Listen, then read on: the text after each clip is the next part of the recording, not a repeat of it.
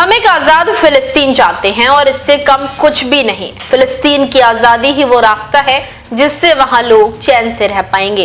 ये कहना है दुनिया के दूसरे सबसे ताकतवर मुल्क के प्रेसिडेंट व्लादिमीर पुतिन का।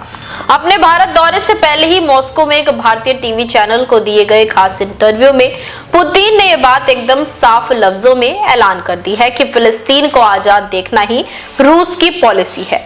हो सकता है ये बात इजराइल और उसके पक्के दोस्त अमेरिका को नागवार गुजरे, लेकिन पुतिन ने दो टूक कहा है कि ये मसला पेचीदा है और इसे सुलझाने का एक ही तरीका है टू स्टेट सॉल्यूशन, यानी इजराइल से अलग एक आजाद फिलिस्तीन। भारत आने से पहले रूस के प्रेसिडेंट का ये बयान बताता है कि रूस गाजा को लेकर गंभीर है।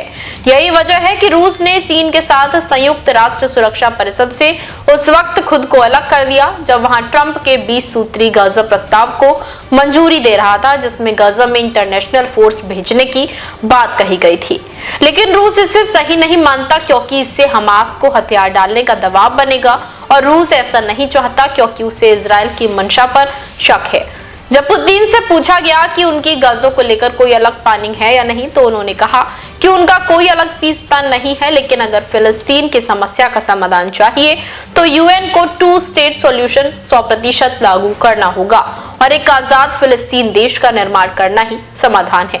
पुतिन से पूछा गया कि क्या अरब देशों ने गाजा के लिए उतना नहीं किया जितना ईरान ने किया, और इसमें 12 दिन की ईरान इजरायली जंग का जिक्र भी था जिसमें पुतिन ने ईरान का समर्थन किया था। उन्होंने कहा कि ईरान रूस का मजबूत पार्टनर है और रूस अयतुल्लाह खामेनेई की फौज को ताकतवर बनाने में कोई कसर नहीं छोड़ रहा। हालांकि उन्होंने ये भी कहा कि सभी अरब देश फिलिस्तीन को लेकर चिंतित हैं, कुछ खुलकर मदद कर रहे हैं जैसे ईरान, और कुछ पर्दे के पीछे से काम कर रहे हैं। इसलिए ये कहना किसी के लिए कुछ नहीं किया गलत होगा। उन्होंने कहा कि गाजा और फिलिस्तीन का मसला दशकों पुराना और जटिल है और इसका समाधान रातों रात नहीं हो सकता। हम बस एक आजाद फिलिस्तीन चाहते हैं। पुतिन ने ट्रंप की भी तारीफ की कि वो गाजा के लिए अच्छे कदम उठा रहे हैं, लेकिन उनका मानना है कि गाजा को एकजुट करके उसकी पूरी शक्ति फिलिस्तीन को देनी चाहिए।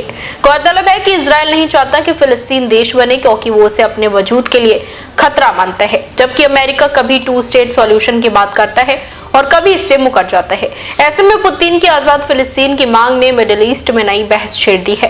खास बात यह है कि भारत भी आजाद फिलिस्तीन की मांग करता है और उसे मान्यता देने वाला पहला गैर अरब मुल्क है। देश विदेश की तमाम बड़ी खबरों के लिए देखते रहें किनी टाइम्स। वीडियो को लाइक करें, चैनल को सब्सक्राइब करना ना भूलें।